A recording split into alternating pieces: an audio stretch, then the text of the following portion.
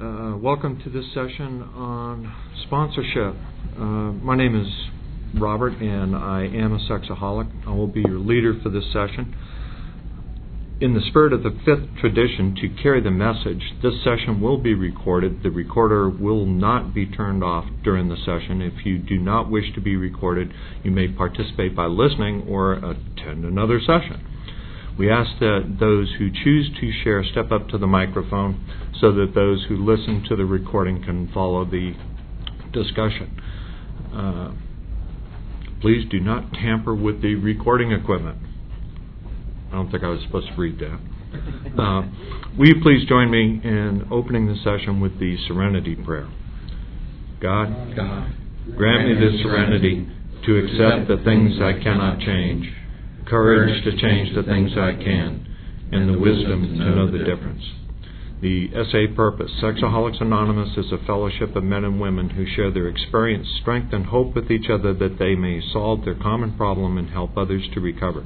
The only requirement for membership is a desire to stop lusting and become sexually sober. There are no dues or fees for SA membership. We are self-supporting through our own contributions. SA is not allied with any sect, denomination, politics, organization, or institution. Does not wish to engage in any controversy, neither endorses nor opposes any causes. Our primary purpose is to stay sexually sober and help others to achieve sexual sobriety.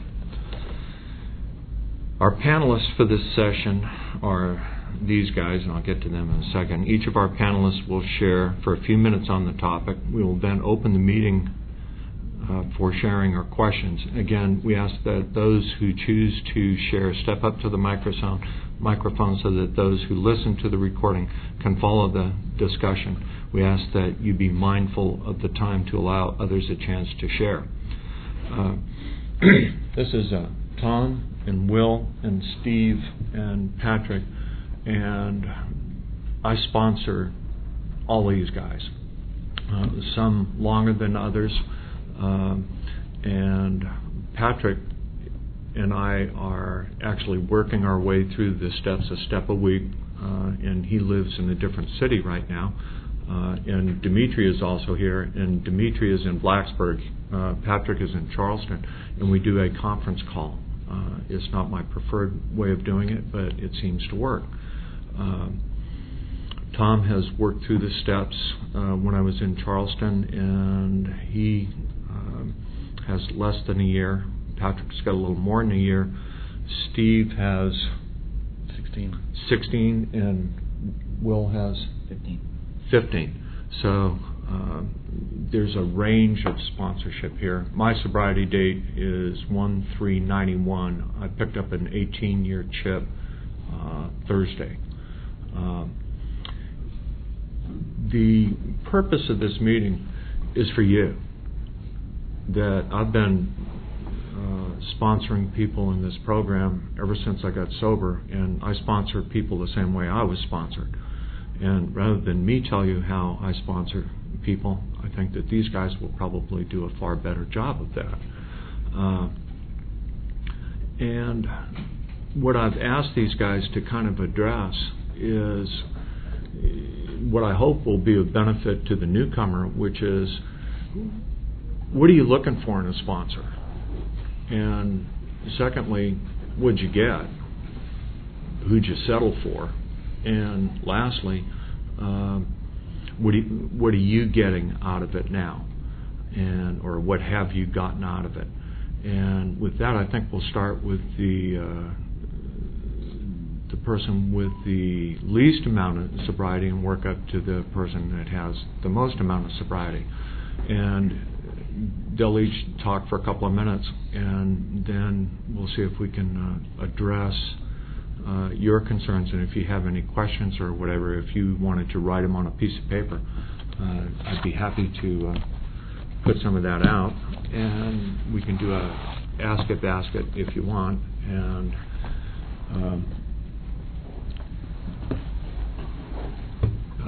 or if you just want to raise your hand and ask questions, that's fine too. But you know, there's several of us up here that sponsor a lot of people and have been doing it for a long time. So if you want to draw on that experience, now would be a good time to do it. And as before we started this meeting, as we were waiting for the recording equipment to be turned on, one of the questions from a member in the audience was, I don't want to be a burden to the sponsor, and I would like to address that, and that is, my recommendation to the newcomer is whatever sponsor you get, work them like a borrowed mule, and secretly they'll love you for it. Tom?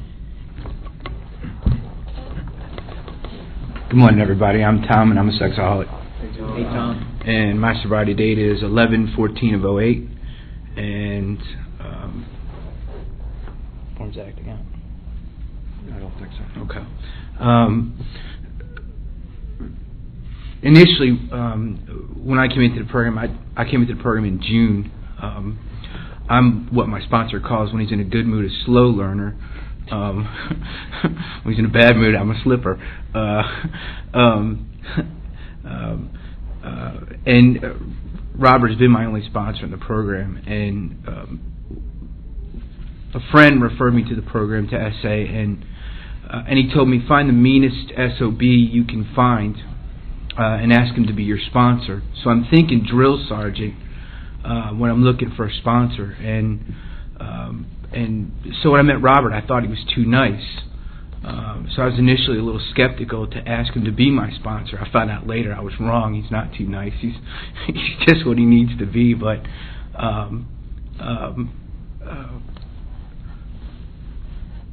so I was looking for somebody who had what I wanted, and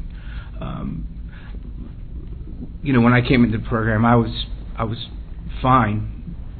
Effed up, insecure, neurotic, and emotional. So I was looking for somebody that had some kind of balance and peace of mind and long-term sobriety and hope, because that's what I was really looking for when I came to this program, was hope, because I was hopeless. So I was at the end of my rope. So when I came here broken, Robert was one of the first people that I spoke to in the program, and I asked around to a couple of guys in the program who had either been a sponsee of Robert's, or who did they recommend, and pretty much everybody had said, ask Robert. Robert would be a good choice if that's what you're looking for in a sponsor.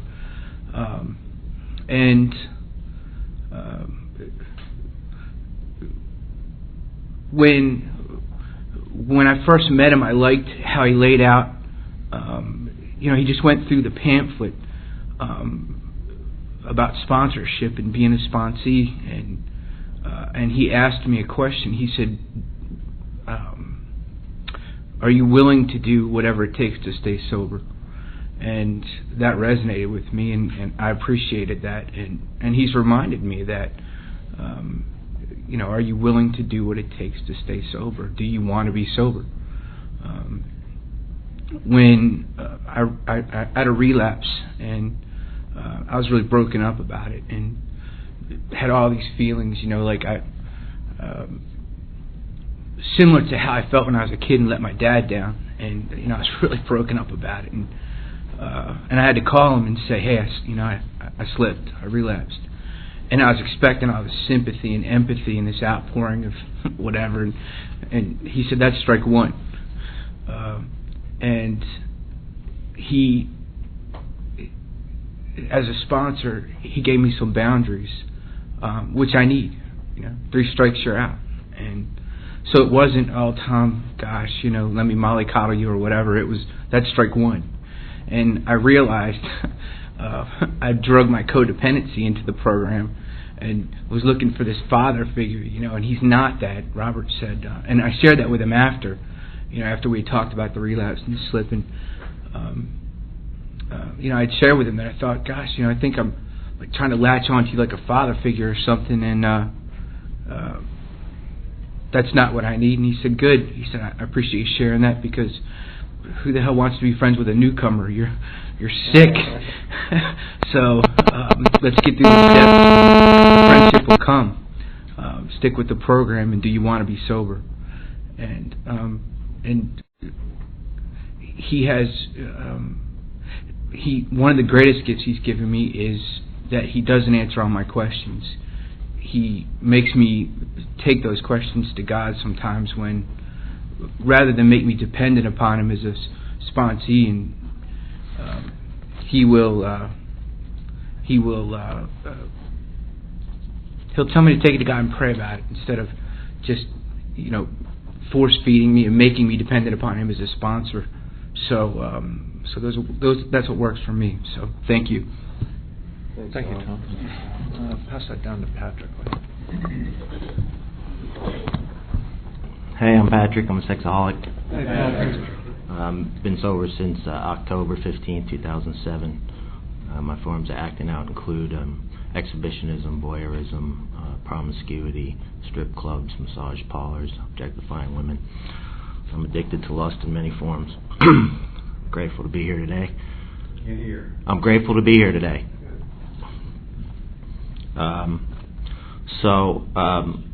Talk a little bit about what I was looking for in a sponsor. In general terms, I was looking for someone who I could trust and I respected, and someone who didn't come off as God, someone who was fallible and was honest about it, and someone who understood the steps in a way that made sense to me, and someone who could communicate that to me, so there was a communication connect. I don't know what that has to do with interests, common interests, or maybe intelligence or something, but someone I could communicate with and felt comfortable doing that. Someone who wasn't necessarily my best friend. I wasn't looking for, someone who I necessarily palled around with and had everything in common with, but just those things basically that I said. And definitely someone who, what was important to me, consistently demonstrated thought processes that were sober thinking, and lived the principles of the program in his affairs. So that was important to me. And someone who demonstrated an interest and a willingness to serve and to help others. So it's fairly consistent with the program. I've been around the program for 7 or 8 years, in and out of the rooms. Obviously a chronic slipper and relapser. And now I've been sober 15 months, and I've had a couple of sponsors and some sort of co-sponsors or temporary sponsors. And I think what has contributed to the success right now is definitely a commitment to the steps, and a commitment to the program of sponsorship, showing up and being available. The things that didn't seem to work out before, I guess, was just a lack of commitment. People who maybe tended to want to see me as a student of theirs that they were teaching and preaching to, instead of sort of sharing with a good example of what they've learned, or just somebody who wasn't committed to the process. And it's going well. It's going very well now. And the steps have to be central, and so that I can attempt to live those in my life. Anything else I should address specifically, how it is now? I think that's just coming to mind, what comes to mind. I'd love to talk with anyone about specific questions, give my experience in choosing a sponsor and how it is now. Thank you. Thanks, Patrick. Thanks, Patrick. All right.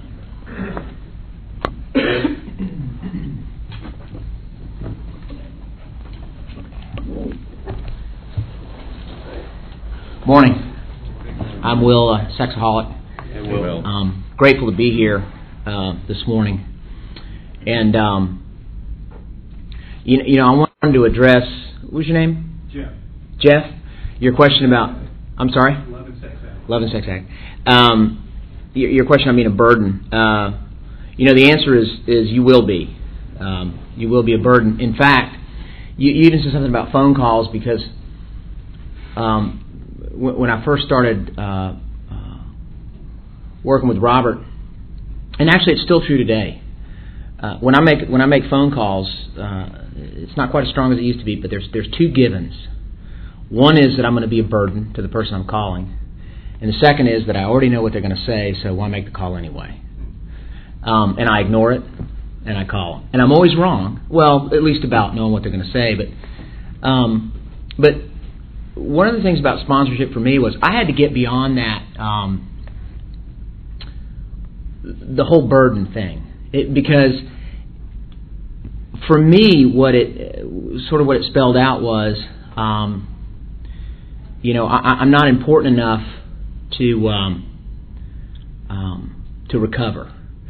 And it's interesting to me in that I could destroy someone else's life, so I was important enough to do that. But I wasn't important enough to call somebody and just kind of share that I wasn't doing very well. And I'm sure there's, psychoanalytical. There's a book in there somewhere for us that suffer from that. But in terms of what I look for in a sponsor, Robert was,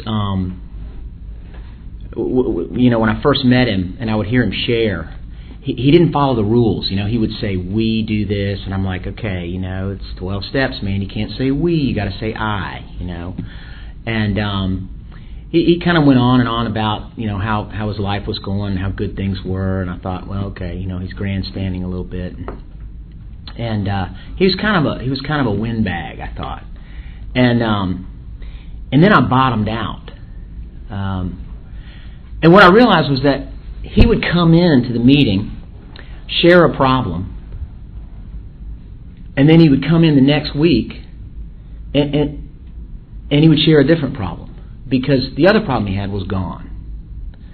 And I thought, that's what I need. I need to be able to work through these things that I'm going through, and I can't do it. I have to cope. And there's somebody who's sober, and they're dealing with all the monumental problems that we have in our lives when somebody cuts us off in traffic, or you don't put the lid down, or and but here was a guy that was kind of transcending those, and when I would call him, there were times when he would say, "Oh, this isn't really a good time." I remember one time in particular, State of the Union. I called like 5 minutes before the State of the Union, and I was having it wasn't good, bad day.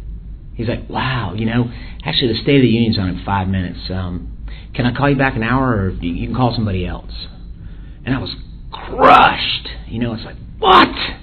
You're my sponsor, man. Come on. But obviously, the first thing that went through my mind was whatever Bill Clinton had to say was a lot more important than what I had to say, and which is probably true. And the other thing was that I actually could call somebody else, and that's what I did. And from that, what I realized is that I have a tremendous amount of power that I didn't have when I first started working the steps, to take responsibility for my recovery.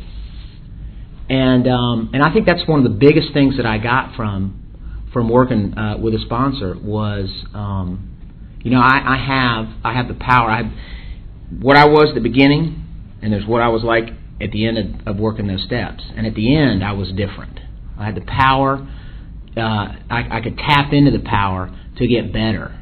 And I'm still a burden today, I still call and people can't talk, and I just call somebody else. Thanks.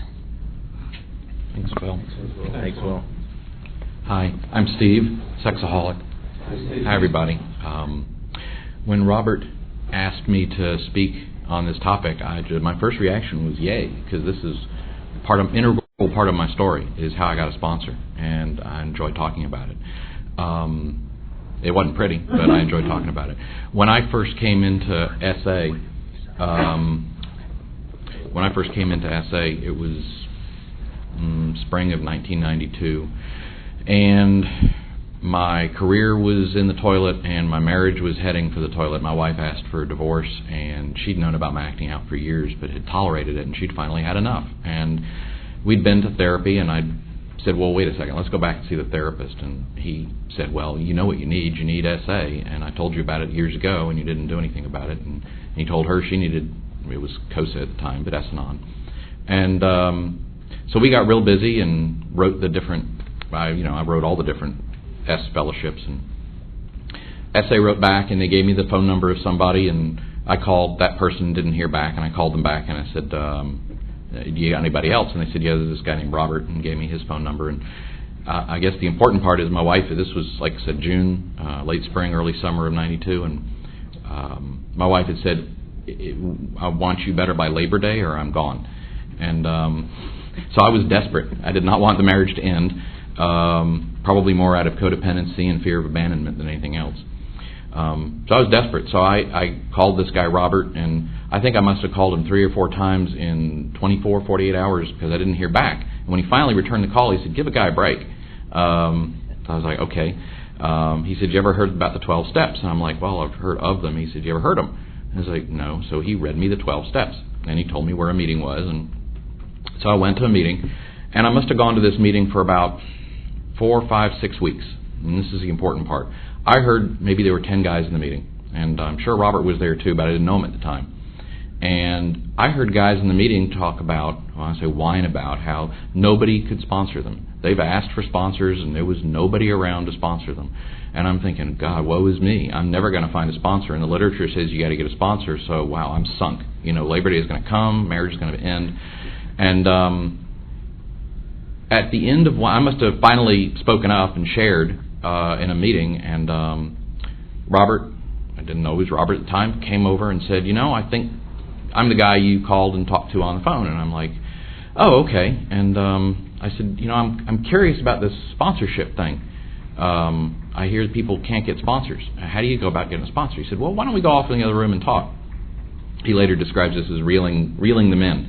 But he pulled me off to the side. We went to another room, and he talked about what it's like to get a sponsor and how he got a sponsor. And I whined about my problem some, and he said, well, what it sounds like you're looking for is peace of mind. And I'm like, yes, how did you know? You read my mind. And I said, so I hear people say they can't get a sponsor, but, he said, well, you just got to ask somebody. And I said, well, obviously there's nobody around to sponsor because these people are talking about how they can't get sponsors. He said, well, why don't you give it a try? And I said, okay, will you be my sponsor? And he said, yes. And I just broke down in tears because I was so relieved I'd gotten a sponsor.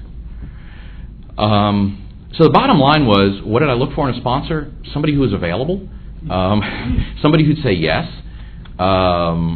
and he also struck me as somebody he was the only healthy guy in the room, frankly, because he had a year's sobriety and nobody else had anything close to that. I'm like, man, he hadn't acted out in a year? I can't do that. So, and he said, why don't you come to my house and I'll show you some literature. And so we went to his house. He showed me he asked me what my meditation life was like, and he showed me a meditation book, and because I didn't know what meditation was. And so I took the book from him. He gave that to me. He let me borrow a white book, I think, and told me to get the 12 and 12 and the big book. And he said, what we're going to do is we're going to meet at my house every Sunday afternoon at 2 o'clock. I mean, this was not optional. It was like, if you want this, if you want what I've got, we're going to meet at my house every Sunday afternoon at 2 o'clock. And I lived 60, 70 miles away in another town. So I was driving in Mondays for the meeting, and now I was going to drive in Sundays for the steps. We're going to work 1 step a week for 12 weeks. And I'd say maybe it took, 15 weeks because there was the 5th step in there and some holidays. Some things I got out of it, I got a new relationship with God. I got a new concept of God. We got around to third step. I mean, I was able to work my first step with him. He was able to help me understand what powerlessness was. He got me physically, emotionally in touch with what powerlessness meant and what unmanageability meant. And we got to the third step. He helped me understand that I needed to put my old concept of God on the shelf. It wasn't giving it away. I wasn't giving it to him. I just needed to set it aside and see what the 12 steps had to say about God. And I love the fact that he brought the circus cover of the first edition of Alcoholics Anonymous here, because I remember when that helped to remind me when I did my fifth step with him, and it was a cold, freezing winter day. We were doing it by a lake, and I had not dressed warmly like he had told me to, or not warmly enough. And we went rummaging in his truck. He worked in the construction business, and he had a pair of overalls that he used to crawl under houses with. And I threw that on, and I had this stocking cap on, and there's this circus color book, and I felt like a real clown, which was good for my humility. The other thing I got out of it was acceptance. Robert accepted me. He didn't accept my behavior unconditionally. It was dependent on what others said, that if I was willing to go to any lengths to get the spiritual experience necessary to recover from this disease, he was willing to work with me. But I never heard judgment from him. I heard, I didn't hear that this was about a moral disease, that this was about a moral problem. It was just what works and what doesn't. And what wasn't working in my life was acting out. And what was starting to work was sobriety. And it was like I was at the end of my rope. My back was up against the wall, and I was at the edge of the cliff. I'm mixing a lot of metaphors, but it was like I was desperate and I was ready, and so I'm so grateful that I met Robert and he walked me through the steps. And then I've gotten the opportunity to sponsor others, and so I sponsor others the way he sponsored me. And so I would just say, if you're looking for a sponsor, just ask. And if the guy says no, go to the next guy and ask. And just find somebody who's worked the steps and has a little bit more time in the steps than you do. Maybe they've just got 3 steps ahead of you. Maybe they've just worked 1, 2, and 3, and they're still getting them passed down the pipe from their sponsor. But it's important to get busy, and it was real important for me to get busy sponsoring others. Robert passed people who came to him and asked him to sponsor him, and he would say, I'm busy, I'm sponsoring guys, but why don't you ask Steve? He's got the same steps I've got. And I'm thinking, they don't want Steve, they want Robert, because they want what Robert's got. And I'm not Robert. I don't have his personality. We're different, and I've learned all this over time because I thought I needed to be like Robert. And so there was probably some, be like Robert. But it's been a real gift to be able to give it away, because it's only by giving it away that I'm able to keep it. I know that sounds like that's what the slogans say, but that's the truth. Thanks. Thanks, Steve. Thanks, Steve. I think I'll bring a chair over there just because that cord isn't very long. My name is Robert. I'm a sexaholic. Hey, Robert. And I have had 100% success rate with all of my sponsees. I'm sober. Whether or not they are, it is a different story. But the reason I'm doing it is for me. I'm sorry, it's still all about me. I may not be much, but I'm all I ever think about. I think you heard that the way that I was sponsored was my sponsor had me come over to his house every week with 12 and 12 and a big book, and we went in and found out what the literature said about the program of recovery. And you can go to meetings. You go to enough meetings and you'll hear all manner of weirdness, and you need to be able to discern, the good from therapy and group and psychobabble and all the rest of that stuff. Now there's some good elements in there, but what we want to do is focus on the program, focus on the solution that works, and that is found in our literature. So once you get the literature and work through the program that's described in the literature, then you can make much more use of all the rest of the tools, therapy and group and all the rest of that. And God knows that from our family of origins, we could certainly use some help in that area. I always go over the questions and answers on sponsorship that AA puts out.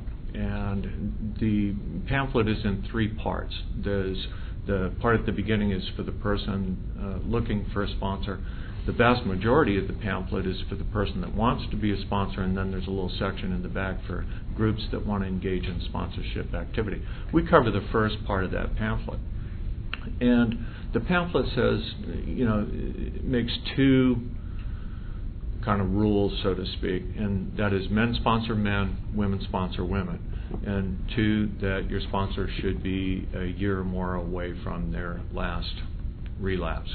Well, that's all fine and well for AA, but in a lot of areas where SA is not that established, finding somebody that has a year of sobriety may be a little bit tough, and you just gotta have to make do with whatever the best you can. I'd say that there are 2 unwritten rules that I'm familiar with, 2 rules of thumb for sponsorship. One, that they've worked the steps themselves because you can't give away what you don't have. And secondly, that your sponsor have a sponsor. With that, we have some questions. And the question is, how much sobriety does one need before being able to sponsor others? Actually, I think I just spoke to that. But I'd also say that, in reading through the history of AA, after the Jack Alexander article came out in the Saturday Evening Post, national publication, and the fellowship was inundated with all of these people. It was kind of like, having the cure for cancer in 1939, 1940. It's like, dang, where can I get some? And how can I get it? And they were inundated, and with so many people, people with long-term recovery just weren't available in the numbers needed. So they were having people that had 2 days of sobriety sponsor somebody that had no sobriety because they had 2 days more. But we have the ability to choose with intelligence and our own best interest. I'd go for the best guy or woman that you can find and step up to the plate and ask. And if they turn you down, fine, but go for the best that you can get. I think it's Lucius Beebe that wrote, if you go through life demanding the very best, you'd be surprised how often you get it. Try. Your life might depend on it. So be brave. Have courage. And courage is a wonderful word. It comes from the old French word for heart, cœur, C-O-U-E-R. And when we get in touch with the feelings of our heart, we can demonstrate courage. So have courage and go for the best that you think that you can get. What about some of those other questions?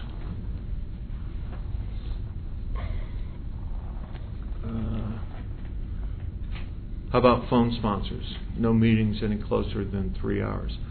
I'm going to let Patrick speak to that because he's working it over the phone. Yes. Hi, I'm Patrick, sexaholic. I think phone sponsor is great. I mean, I think ideally you would have somebody that you could see in person only because that improves the possibility of communication or the level of communication. But I think that a phone sponsor could be definitely do the job, be as good. I think the important part of it is to be committed to it, and there are different aspects of phone sponsorship that you have to be committed to, in planning and communicating, and it's working very well for me. So, either of you guys? I'm Steve, sexaholic, and just wanted to add that I've both been sponsored by the phone and sponsored people by phone, and it works.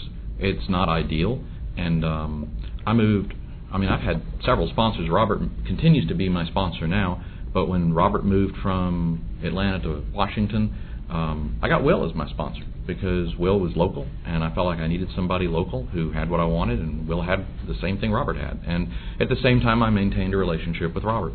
And then I moved overseas, and I'm like, well, I'm not in Atlanta, I'm not in the U.S., and I'll go back to my original sponsor, and I'm going to have to make long-distance phone calls. No offense, Will. But I said, well, I'll call Robert. And so I started calling Robert more often, and he continued to be my sponsor for 5+ years while I was overseas.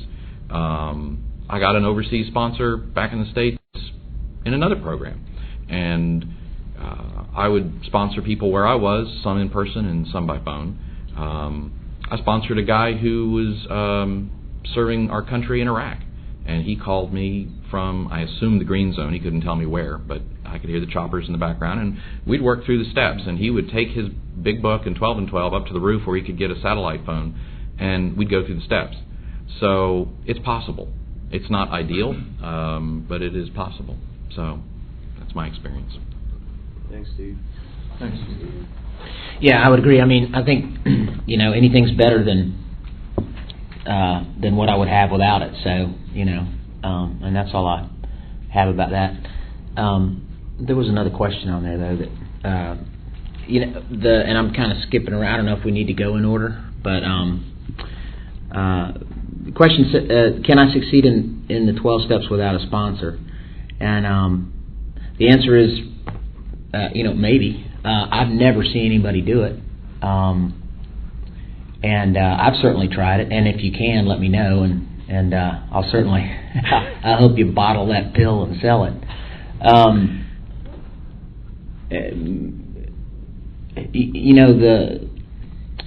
I guess to kind of reiterate, I think Steve said it best, but when we come into this program, we don't have any power. We actually are, addicts function at a very high level everywhere else except this one little area of our life that eventually will destroy everything if we don't change it. And I think we need to be able to tap into that power. And what I was told is when you work through these steps, you will be able to tap into that power, and you'll be different when it's finished. And not only, I think, have I ever seen anyone succeed in the 12 steps without a sponsor, but I've never seen anyone succeed in the 12 steps without then in turn sponsoring others.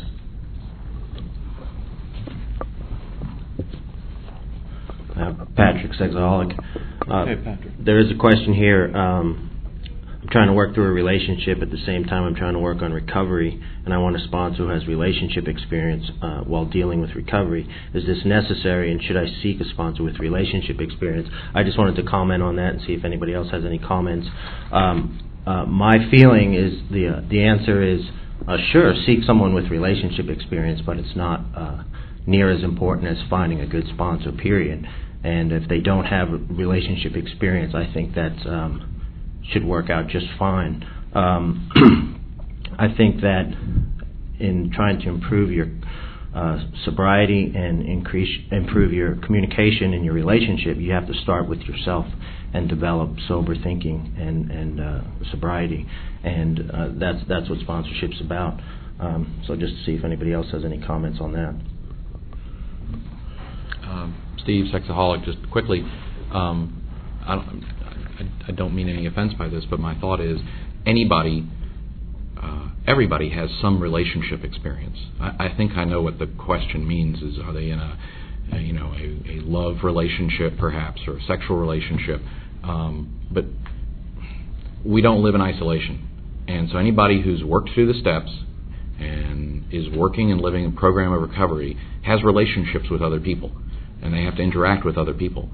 And I think it's what Patrick was saying. I think what's more important is working on yourself. Like Will was talking about, learning how to tap into a power greater than yourself. Because of myself, I'm nothing. I'm not able to function. I wasn't able to function before I came into these rooms. And what the steps showed me was how to get a relationship with my higher power. Another way of saying it is how to get in touch with that power greater than me, the part of myself that is in unity with all life, and which I call God. And if I can be shown how to have a relationship with God, then I can be shown how to have a relationship with other people. And so I think that's all I really need in a sponsor. Thanks. We're gonna, we got 5 minutes left in this meeting, and Does anybody have any questions? Any other questions that haven't been addressed? Okay. Goes to mine. Yes, sir. I was wondering about... Wait a minute. I'm Bob, sex addict. Hey, Bob. Hey, Bob.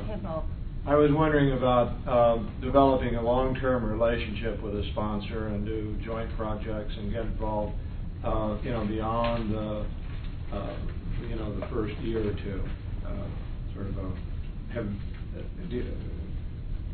Kind of wondering if there's a possibility of having, much of a lifelong relationship that involves other projects and other activities.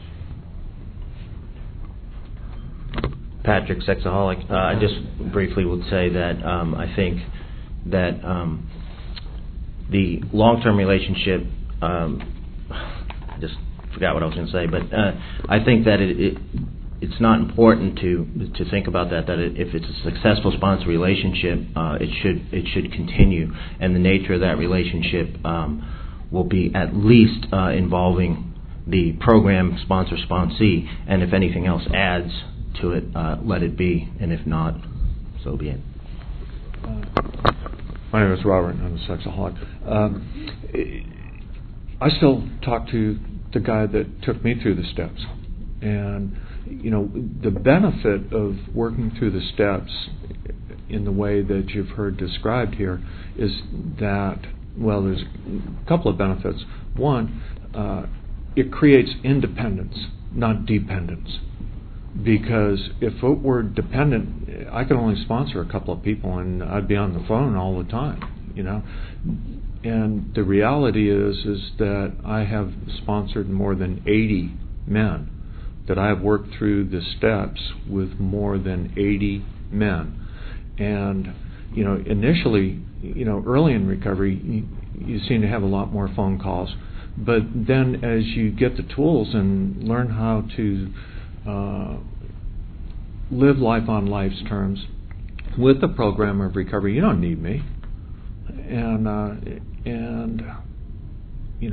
that's a blessing. And usually the phone calls pick back up after they start sponsoring people, and then it's like, when we were working on step 3, did you, or on step 8, or it's questions about the steps. But then once they work through the steps once or twice, when I hear from them, work through the steps with sponsees on their own a couple of times, unless we have a friendship and we're playing golf or doing something like that, running together or something like that, there's no need for them to check in on a regular, on a daily or weekly basis or whatever. I hear from them on birthdays or anniversaries or birth of a child or change or updates. Generally I'll talk to guys 2-3 times a year, 4 times a year, and just kind of catch up. And if they don't call me, I'll call them. It's a two-way street. I wanted to. There's another question on here that someone asked about. There are not many women in my meeting with long-term sobriety. The ones that are maxed out. Excuse me. How do I go about finding a sponsor? And I'll just say that my wife actually found a sponsor at a conference, and we live in Atlanta, and her sponsor lives in North Carolina. So, this is a great place to find one. And as we talked about with phone, or probably in 5 years we'll be talking about the first sponsorship relationship done by texting, So, anyway, I'm going to hit that. Anything else? There's one more question I would like to address. Patrick, sexaholic. I'll read the question. I wound up with 2 sponsors since beginning last year. Should I pick just one? Again, I'm Robert, and I'd go back to the pamphlet questions and answers on sponsorship that asked that question, and the answer is absolutely yes. That you want to have the danger in having multiple sponsors, more than one sponsor, is shopping for the answer you're looking for. Like meathead calls up and says, Susie, I really, I met Susie and I want to date Susie. And absolutely not, meathead. And he calls out sponsor number 2. And, Susie's great, and should I date Susie? And absolutely not, meathead. And he calls out sponsor number 3, and sponsor 3 says, oh yeah, I know Susie. She's a nice girl. Go ahead. Or, plug in the blank, whether it's work or relationship or whatever else. The first time I got a second sponsor, the guy that took me through the steps is a letter carrier for the U.S. mail. And he goes to bed at like 9 o'clock, and he's up at 4:30. A lot of the calls that I needed to make were after that time, and what Mike told me was,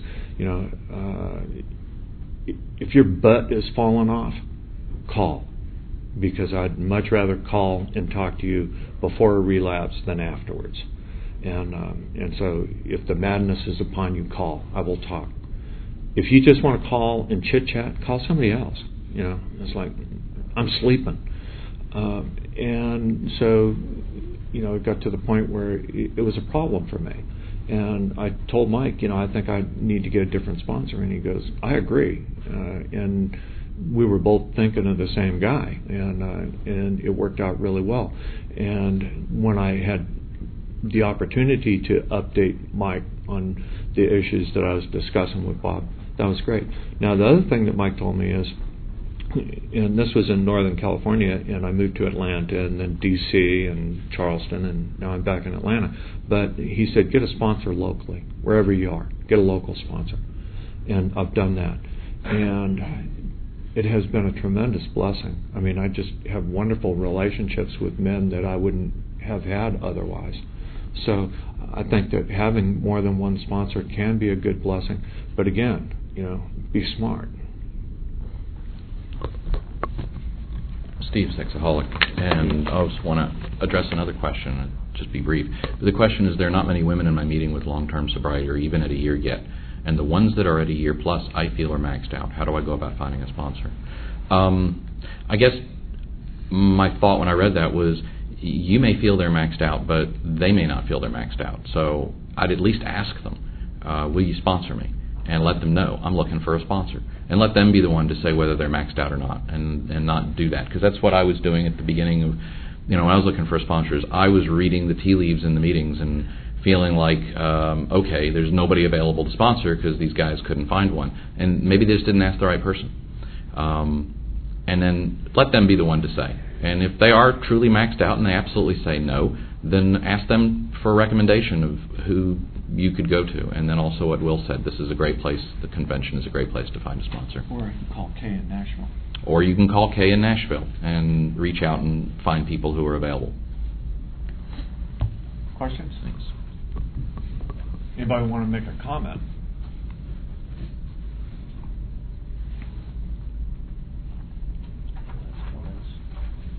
I'll answer another question that's down here that we haven't gotten to, and it's about, I have 6 months with 2 temporary sponsors, or with a temporary sponsor. I'm considering asking a person I see once a week at meetings, but lives 30 miles away. I worry I would see him face-to-face, or I guess wouldn't see him face-to-face very often. Yeah, I'd ask him.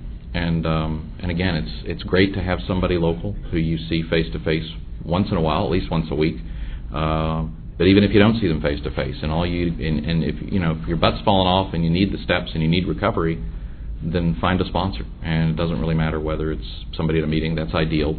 And if not, then somebody long distance. You can always pick up the phone and work the steps by phone. So, thanks, Steve.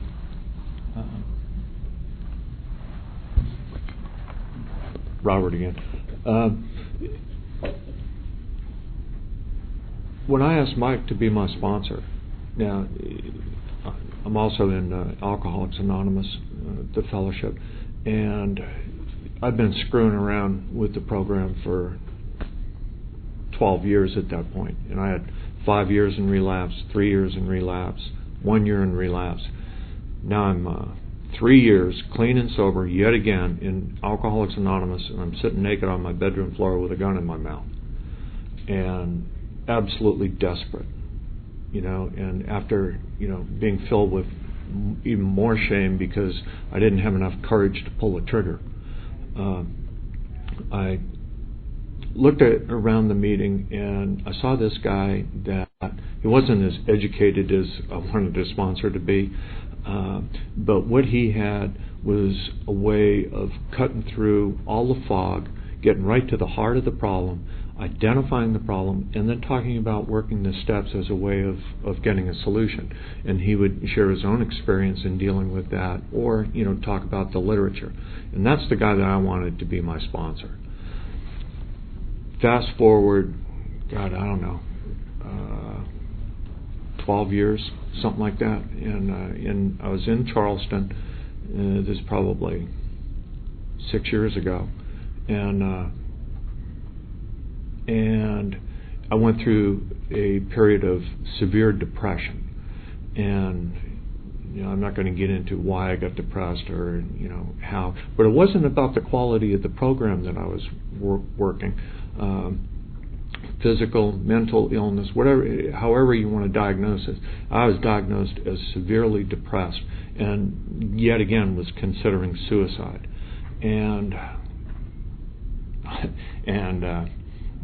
today I kind of like to say that I also had a lot of anger issues. It was homicide on a good day and suicide on a bad.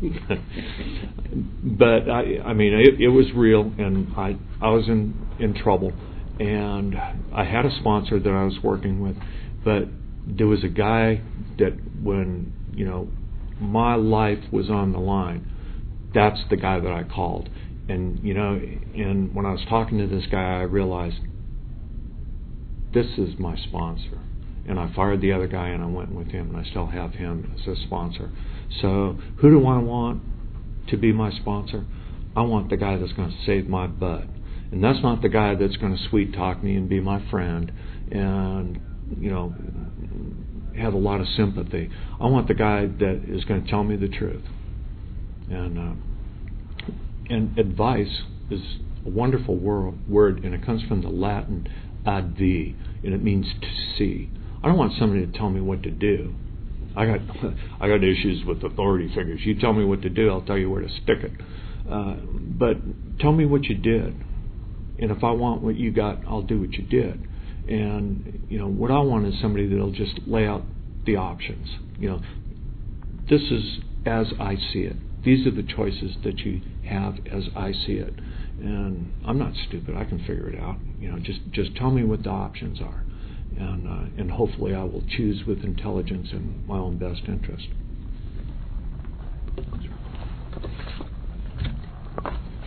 Tom wants to speak. Tom, sexaholic. One of the other things I was thinking about that question again, can I succeed in the 12 steps without a sponsor? And my sponsor is fond of saying or reminding me that I'm a self-made man, but I used unskilled labor. And so I don't know how I could have ever gotten through the 12 steps without a sponsor. And one of the things that was real valuable for me when I did my 5th step with my sponsor, he remembered something that I had told him that came up later. I told him about somewhere in my 5th step that I had lost a job once through anger and temper and kicked the door in, and the issue came up again in recovery. I got mad one day and slammed the door open and broke the door and didn't want to tell my boss about it. And so I was having an issue with conscience, and I was able to call him that morning when I got off work and say, here's what I did, not sure what to do about it, I could lose my job. And two things struck me with that. He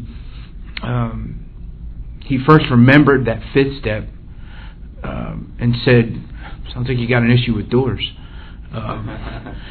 Which kind of floored me because I hadn't seen it. There have been a number of doors I've broken in my life, and doors represent something, and he remembered that. So my sponsor knew me through that 5th step, took the time to pay attention and really get to know me, and paid attention enough that he could show me that later in recovery here's something to look at, and then gave me the options on what to do. Well, you can tell your boss, you might lose your job, but here's an integrity issue. Or option B, you could not tell your boss, hope it blows over. He didn't tell me what to do. He just gave me the options, and it was that clarity of thought and that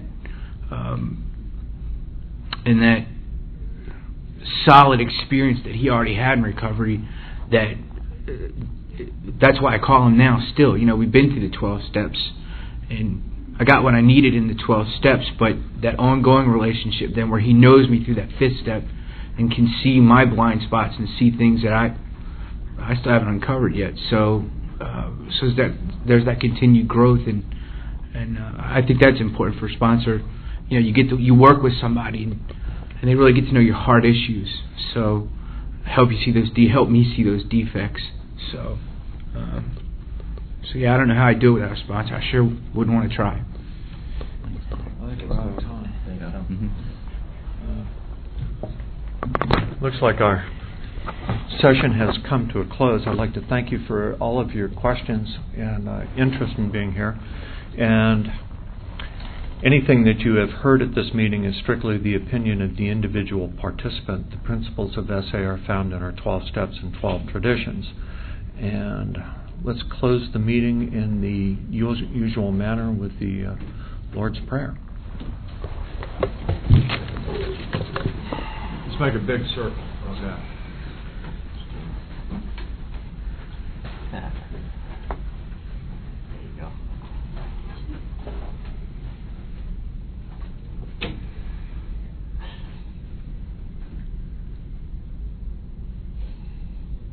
Who brought us all together today? Our Father, who art in heaven, hallowed be thy name. Thy kingdom come, thy will be done, on earth as it is in heaven. Give us this day our daily bread, and forgive us our trespasses, as we forgive those who trespass against us. And lead us not into temptation, but deliver us from evil. For thine is the kingdom, and the power, and the glory, forever and ever.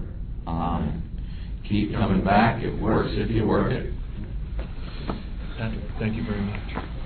Steve? Thank you, Robert. Thank you very much.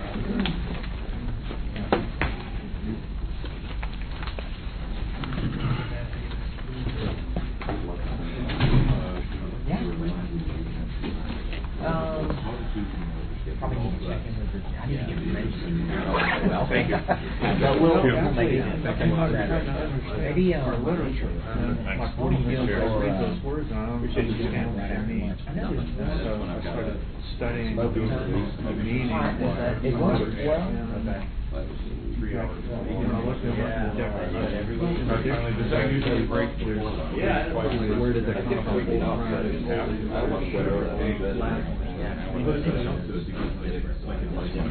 Oh, absolutely. No, that doesn't sound like a good idea at all. I'm going to go with, what about you want to meet by the elevators go off? Well, I've done that too. I just find it fascinating.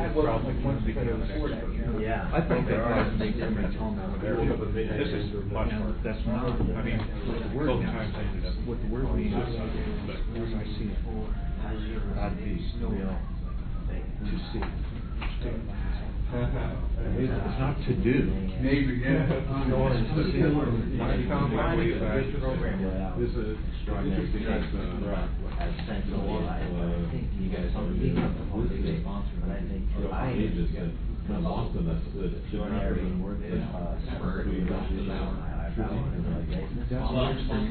The way I got here, and that's why last time I mean, once I started see these things, if you want to real free partner, in the 12, what I thought was, if that's what you want, they pick Robert because it's like the old house. turns out quite a Well, lot. yeah. The word giant, that's true. It would be fantastic. I was reading a book on, and it took, Well, and that's probably why working with Robert probably best. my supply. here's what nobody admit to run. Yeah. Here's how he should have done it. And that comes back. When Catholic was back in my house, and I had a coffee road there. 3 cents got started that night. I thought, well, okay, I quit going to church. Right. You know, it's an interesting comparison. There's so much knowledge that had been lost, and that's the both in religious and scientific, on the religious side, he thought that, say, the idea that Trinity was a kind of modern interpretation. Yeah, so he was trying to reconcile all the original source and find out the truth. And same thing with science, he was always trying to find all this. That's we can come up with. That's what we kept telling ourselves. Well, definitely, if you look back in the history, came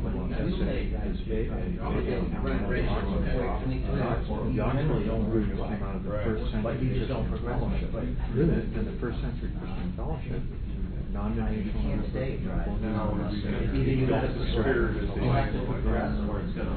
it's going to kill you.